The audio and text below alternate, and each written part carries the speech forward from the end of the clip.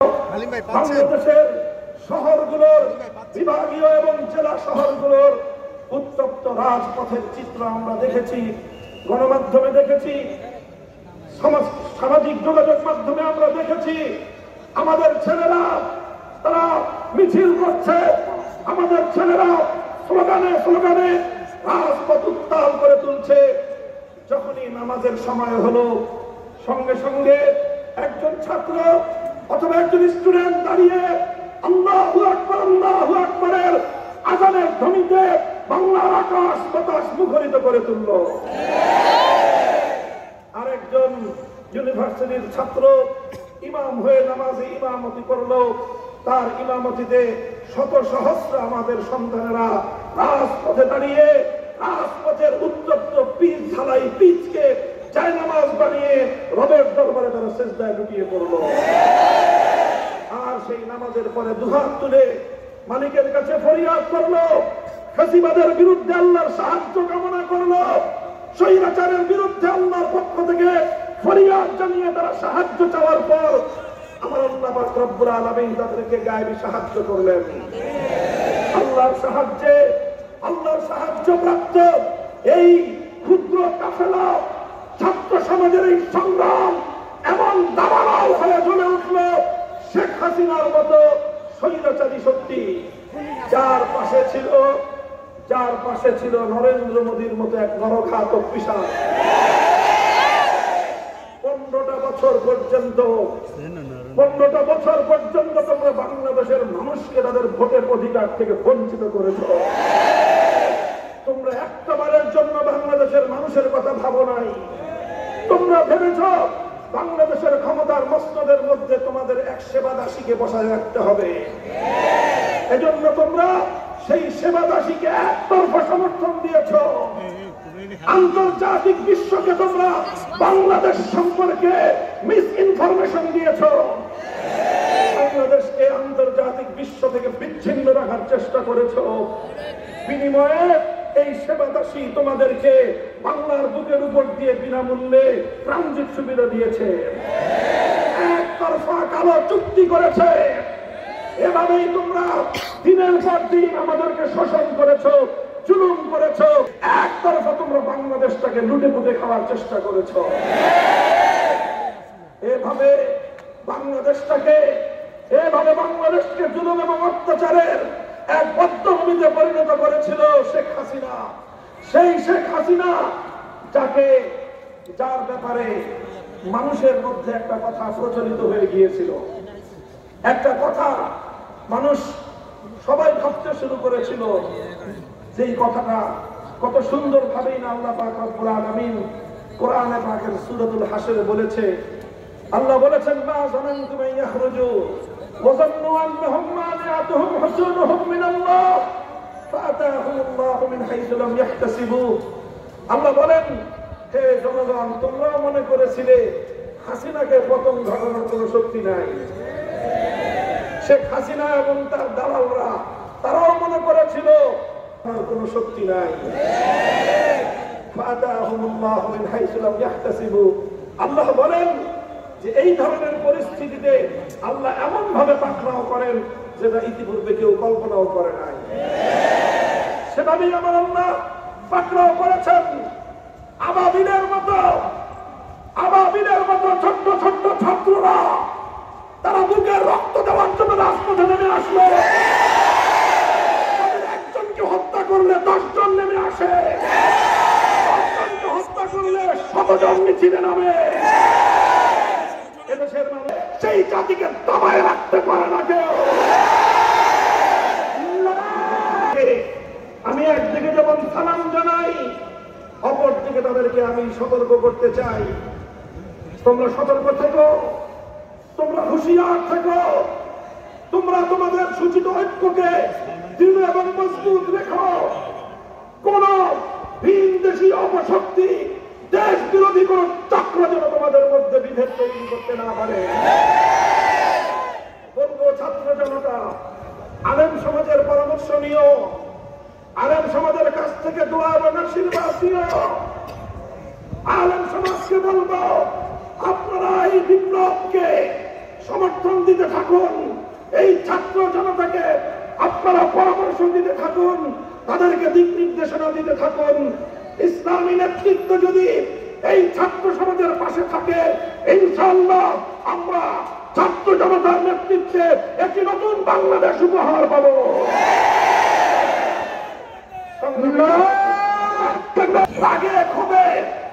রাগে ক্ষোভে সকল রক্তগুলো আমাদের মাথায় জমাট বেঁধে যায়।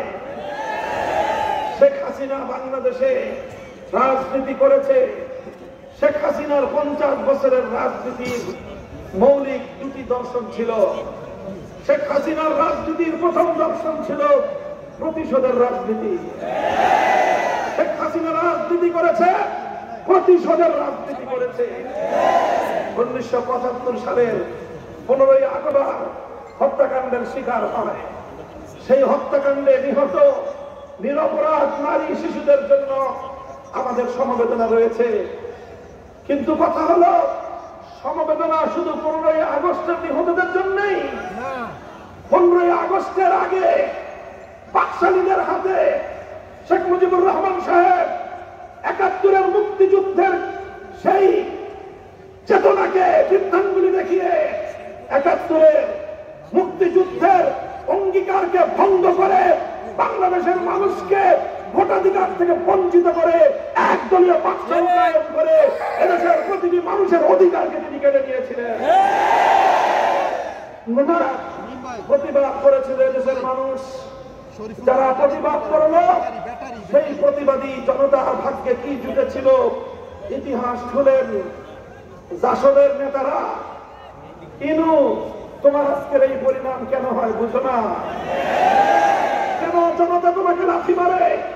একটু কারাগারের অন্তরালে বসে নতুন করে ভাববার আমি আহ্বান জানাই। মতিয়া চৌধুরী শেখ মুজিবের চামড়া দিয়ে ডুগডুগি বাজাবার চিন্তা করেছিলে, ঘোষণা দিয়েছিলে। কেন শেখ হাসিনা তুমি শুধু 15ই আগস্টের নিহতদের জন্য কান্না করো? কাঁদতে কাঁদতে 50 বছর এদেশের মানুষকে ধোঁকা কম দাও নাই।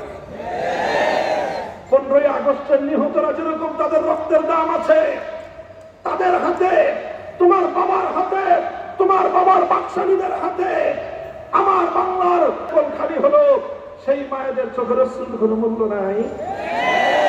আমার সেই সকল তরতাজা 30,000 যুবকের জীবনের কোনো দাম নাই। তোমার কাছে যদি 30,000 যুবকের প্রাণের কোনো দাম না থাকে, এদেশের মানুষের কাছে 15ই আগস্টের নিহতদের কোনো মূল্য থাকবে না। মাধ্যমে সাক্ষাৎকার দিয়ে বক্তব্য দিল শেখ হাসিনা। বলল যে জাতি তার বাবাকে হত্যা করেছে, তিনি সেই জাতির কাছ থেকে প্রতিশোধ গ্রহণ করবেন। এটা ওপেন ঘোষণা। আজও মিডিয়া জগতে শেখ হাসিনার সেই ঘোষণা এখনো পর্যন্ত খুঁজে পাবেন। 1975 সাল থেকে 2024 সাল 15ই আগস্ট থেকে 5ই আগস্ট শেখ হাসিনার 50 বছরের রাজনীতি প্রতিশোধের রাজনীতি। বাংলাদেশের মানুষের কাছ থেকে তিনি প্রতিশোধ গ্রহণ করেছেন। এদেশের মানুষ যেন মাথা তুলে দাঁড়াতে না পারে সেই ব্যবস্থা তিনি করেছেন। দেশটা যেন একটা তলাবিহীন ঝুড়িতে রূপান্তরিত হয় সেই ব্যবস্থা তিনি করেছেন। আমার কাছে আশ্চর্য লাগে, কত টাকা লাগে? লক্ষ কোটি টাকা আমার গরিব দেশ থেকে পাচার করলাম। আমার দেশের শ্রমিকরা মেহনত করে, কৃষকরা মাথার ঘাম পায়ে ফেলে বিদেশ থেকে আমাদের ছেলেরা, আমাদের মেয়েরা, রেমিটেন্স যোদ্ধারা কষ্টার্জিত পয়সা দেশে পাঠায় আর আশা করে বাংলাদেশটা উন্নত হবে। তোমরা মেগা মেগা প্রকল্পের নামে মেগা দুর্নীতি করে বাংলাদেশটাকে, বাংলাদেশের অর্থনীতির ভিতকে ধসিয়ে দিলে। কেন এত টাকা চুরি করলে? পরে আমি নিজেই খুঁজে পেয়েছি এর উত্তর। আসলে তাদের এত টাকার প্রয়োজন ছিল না, কিন্তু এই টাকাগুলো তারা চুরি করেছে শুধু এজন্য যেন বাংলাদেশ মাথা উঁচু করে দাঁড়াতে না পারে, বাংলাদেশটাকে আরেকটা দেশের অঙ্গরাজ্যে পরিণত করবার চক্রান্ত করেছে সে। 50 বছর এই খেলাই বাংলাদেশে শেখ হাসিনা খেলেছে। বিভক্ত করার আরেকটা নির্মম নাস্তিকবাদ এবং ইসলাম বিরোধী ভাবধারা যেন নতুন করে প্রবিষ্ট হতে না পারে সেই ব্যাপারে যথাযথ পদক্ষেপ গ্রহণ করতে হবে। এখন আমরা শুধু দৃষ্টি আকর্ষণ করছি, মনে রাখবেন আমার আগামী প্রজন্মকে ইসলাম থেকে দূরে সরাবার, ইসলাম সম্পর্কে শ্রদ্ধা করে তুলবার, যে কোনো অপতৎপরতার বিরুদ্ধে আমরা জিরো টলারেন্স নীতিতে মাঠে নামবো, কোন আপোষ করব না। আমার সন্তানকে নাস্তিক বানাবার কোন এজেন্ডা বাংলাদেশে বাস্তবায়ন হতে দেব না। ভালো ভালো কাজ করবেন, থেকে আমাদেরকে ভালোবাসেন, আর সেই ভালোবাসার আপনারা প্রমাণ রেখেছেন। আগামী দিনেও ইসলামের যে কোনো প্রয়োজনে এভাবেই আপনারা রাজপথে নেমে আসবেন ইনশাআল্লাহ। বৈষম্যহীন সমাজ গড়তে চান, ইনসাফ কায়েম করতে চান, জুলুম আর শোষণ মুক্ত বঞ্চনা মুক্ত একটা সমাজ করতে চান, পূর্ণাঙ্গ বৈষম্যহীন, পূর্ণাঙ্গ ইনসাফ পূর্ণ একটা সমাজ গড়তে চাইলে মানব রচিত কোন তন্ত্র মন্ত্র দিয়ে সম্ভব না।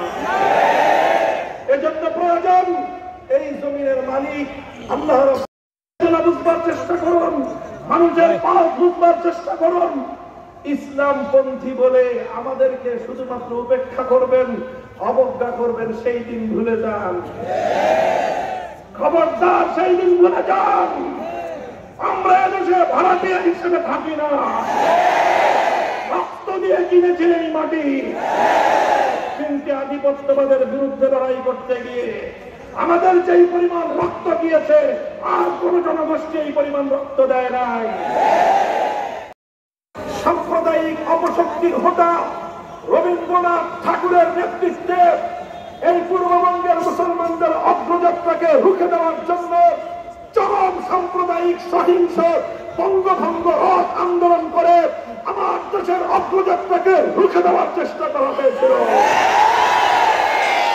আমরা যেভাবে ব্রিটিশ বেনিয়াদের বিরুদ্ধে লড়াই করেছিলাম, আমরা কলকাতার দাদাবাবুদের বিরুদ্ধে লড়াই করে পূর্ববঙ্গের মুসলিম জাতিসত্তাকে প্রতিষ্ঠা করবার জন্য অব্যাহত সংগ্রামের মধ্য দিয়ে 1947 সালে আমরা স্বাধীন বাংলাদেশ গঠন করার ভিত রচনা করেছিলাম। পশ্চিমবঙ্গের দাদাবাবুদেরকে আমরা বৃদ্ধাঙ্গুলি প্রদর্শন করেছিলাম। এরপরে আসলো পশ্চিম পাকিস্তানের খান পাঠানদের বৈষম্যের বিরুদ্ধে আমাদের লড়াই। 24 বছর আমরা লড়লাম, আমরা সংগ্রাম করলাম। 1971 সাল পর্যন্ত সেই সংগ্রামের পর মুক্তিযুদ্ধের মধ্য দিয়ে পশ্চিম পাকিস্তানের খান পাঠানদের বৈষম্যের বিরুদ্ধে, তাদের জুলুম এবং অন্যায়ের বিরুদ্ধে এক মুক্তি সংগ্রামের মধ্য দিয়ে এক সাগর রক্তের উপর বাংলাদেশের স্বাধীনতা অর্জিত হয়েছিল।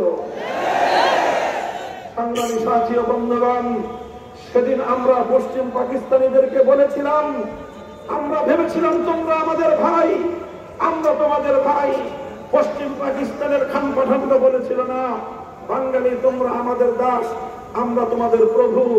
আমরা বলেছিলাম আমাদের প্রভু একজন, আরশের মালিক। এই জমিনে আমাদের বন্ধু থাকতে পারে, কোনো প্রভু নাই। আমরা পরিষ্কার বলতে চাই, আমার চারিদিকের সীমান্তে যারা আমার ফেলানিকে হত্যা করেছে, যারা পদুয়ায় আমার বিডিআরকে হত্যা করেছে, যারা প্রতিনিয়ত আমার সীমান্তে আমার সন্তানদেরকে হত্যা করে আমার সীমান্তকে আমার ভাই বোনদের রক্ত দিয়ে রঞ্জিত করছে, আর এভাবেই বর্ষার মৌসুমে বন্যার পানিতে আমাকে ভাসিয়ে মারছে, শুষ্ক মৌসুমে আমার নদীগুলোতে বাদ দিয়ে আমার বাংলাদেশকে মরুভূমিতে পরিণত করার চেষ্টা করছে।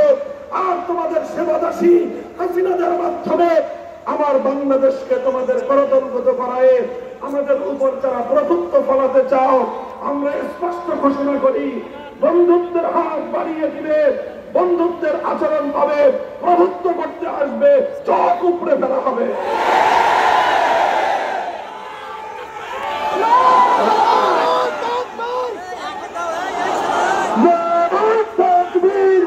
কথা বলি, আজ আগস্ট বিপ্লব, 5ই আগস্টের এই বিপ্লব, এই অভ্যুত্থান, এই অভ্যুত্থানের পর এই অভ্যুত্থানকে ব্যর্থ করা, এই বিপ্লবকে ব্যর্থ করার অনেক ষড়যন্ত্র চলছে। আমাদের এই